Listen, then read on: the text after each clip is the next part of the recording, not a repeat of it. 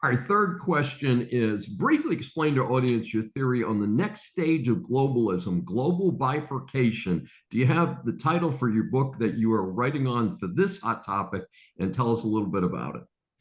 Okay, the title will probably be Global Bifurcation, the next stage of globalism. And Okay. the way this book evolved is about geopolitics, is I was trying to update my inflation work in my books, because I have 4 books and many articles. And all roads led to globalization. Aspects of globalization had tied in with inflation. So I wound up writing a very detailed study on global. I came up with this new theory: global bifurcation is a new theory. So what it means is the world is splitting into 2 semi-autonomous blocks, and I traced the entire 4,500-year history of globalization. People think it was the last 30 years. It goes back to ancient times. So and it's a series. It's just like the economy, a series of expansions, declines, expansions, declines, expansions, declines. And over the long term, the world has become more and more and more globalized. So the expansions have gotten bigger and bigger, and the declines are, not as bad as they were previously. So we're entering a 30, 40-year decline period. And in those decline periods, you have a shift in power. Whatever was the dominant power in the globalized world previously loses its power, and a new power rises.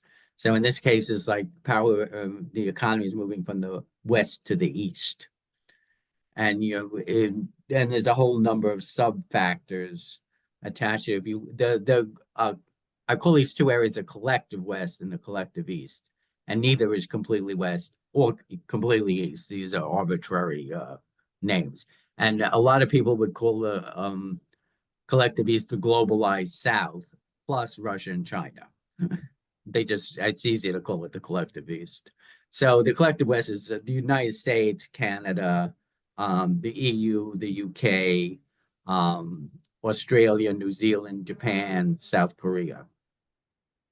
So and the east is everything else. So it's most of Latin America, Africa, and most of Asia. Asia minus Japan, South Korea, and Israel. So, and if you divide these, 84% of the world lives in the collective East. Yes. And a disproportionate number of young people live in the collective East.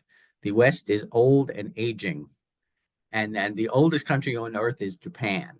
And the average age is close to 50. Now, I'm over 50, and, we say, oh, that's not so old. But, for every 100-year-old, every baby, there has to be a 100-year-old to balance out if the average age is 50. So there's lots of old people in Japan and very few people that have children. So those type of societies don't have big economic growth in the future because they don't have any people growth. And Japan is supposed to shrink by 2100 to like less than half its current population. And Europe, almost all of Europe is in the same detail. The second and third oldest countries on earth are Germany and Italy. So Western Europe is very, very old also. So this is not, demography is destiny. Well, the destiny is in the East with the young people and leaving the West.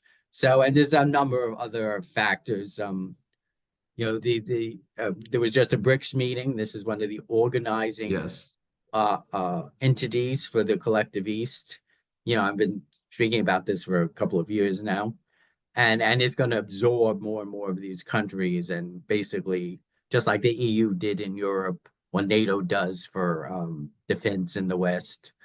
So so those equivalent organizations are appearing in the East and rising in power. So, and this is say will last till 2050 or thereabouts. From about 2020 to 2050. So we're in the early stages of this. So you better read the book. Sounds like something we all need to pay attention to.